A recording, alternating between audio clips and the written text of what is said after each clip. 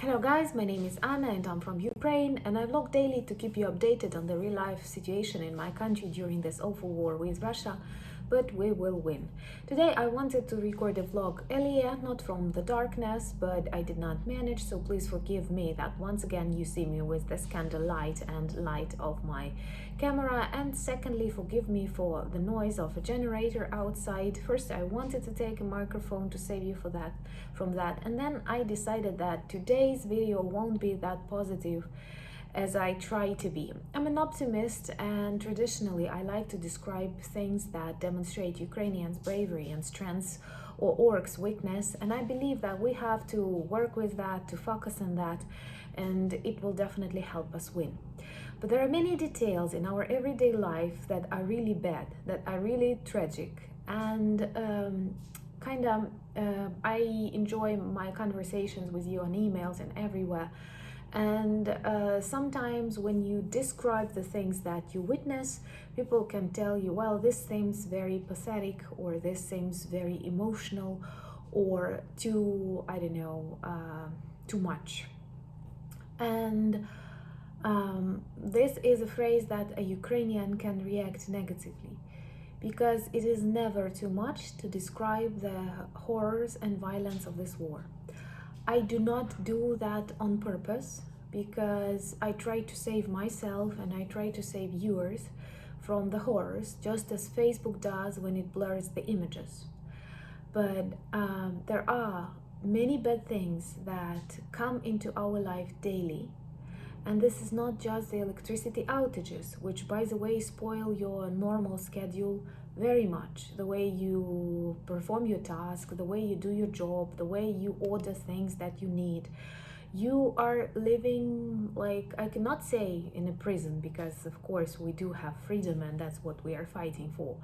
I believe Russians live in prison even if they have like all the electricity of the world. But you are very much fixed within this schedule, and there are lots of things that you do not do. You want to do them, but you sacrifice them because you realize there are other more important things to do because of these schedules.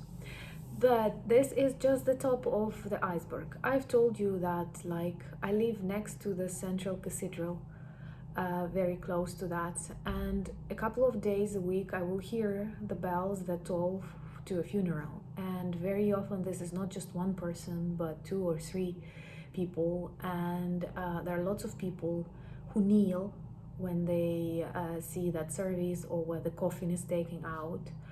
And you will hear the signals of the cars that drive the coffin to the graveyard. And like, you stop doing, like, if you drink your morning coffee, I cannot say you're interrupted, because it is a young man's life, for example, stopped. So my coffee is nothing with that, and it's not too emotional or too pathetic. This is my reality. And sometimes these are people you know. You come across this news in your regional media. You read the information about these people, their life. Somebody studied with you, others you knew from their projects, someone was a successful architect who decided to volunteer and go to fight. So this happens all the time. The fact that I do not talk much about that means that I try to focus on other things. Or, for example, Facebook. A Ukrainian Facebook page will be different from a normal page, and you will come across lots of posts where people are looking for their relatives, and sometimes these are soldiers that do not come on contact for like a couple of months, and people don't know what happened to them. Did they die? Did they survive? And maybe they are somewhere in the hospital needing help, needing money, I don't know, needing care, and they cannot find them. And there are lots of people at work, at hospitals, at the banks, that are nervous or angry because they did not hear from their relatives for a day or for a month or for a week.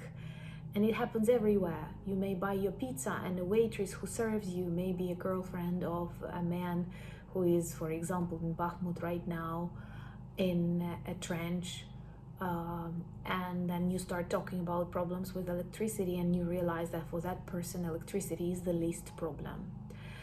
And I have mentioned that in my article, and that's actually the reaction that made me react. At the wall of my university, we do have real photos of real students who died during this war as soldiers, and we have flowers. And when I enter the university every day, I face these photos. This is not like too emotional. This is my reality I live in. And you know, I have been in the situation when I have bought something for myself, for example, and I enter this hall happy that I've got this thing, and then I look at them and I feel bad. It's not healthy from the psychological point of view. And then I meet my friends, I meet my students, and I of course get better. But this is not like pathos. This is Ukrainian reality. And there are lots of people who are hit by cars because it's dark and they don't have enough light on their coats.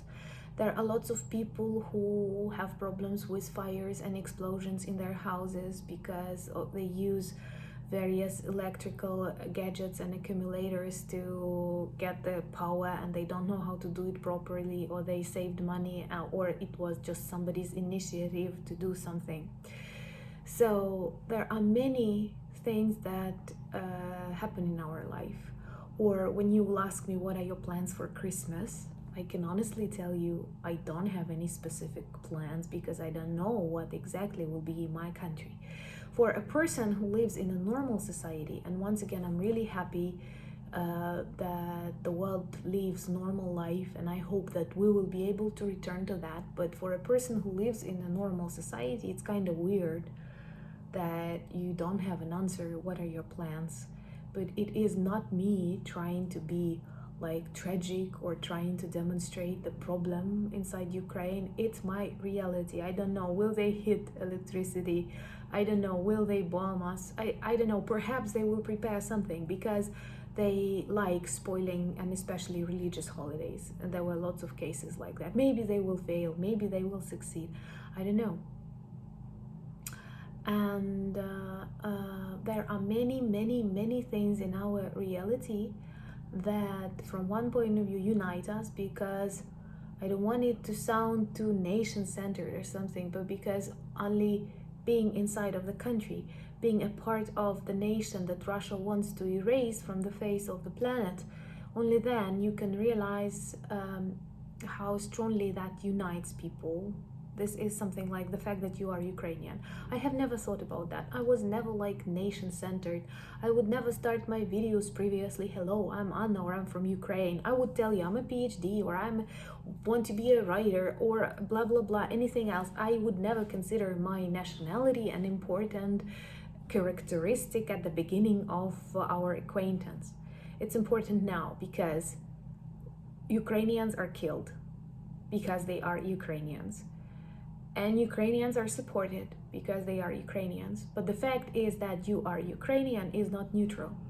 It's not good. It has to be neutral. You have to discover culture. You have to like cultures that you like. I don't know, try the food that you like. But today, it is very difficult to be a Ukrainian. It is very dangerous to be a Ukrainian. And there are lots of things that remind us about war every day. Once again, I am happy to live in a semi-safe zone. But many people don't have their homes anymore. Many people lost their families, and that all is in the air.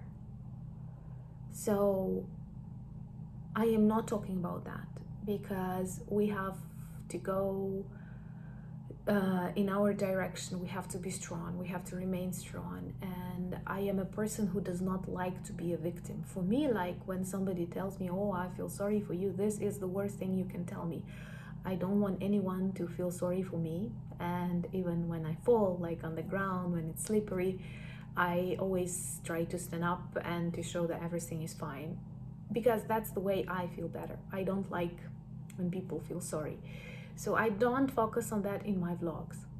But I also feel bad when I describe the reality of Ukraine saying that, okay, we have lots of students whose portraits are on the walls of the university because they died in this war.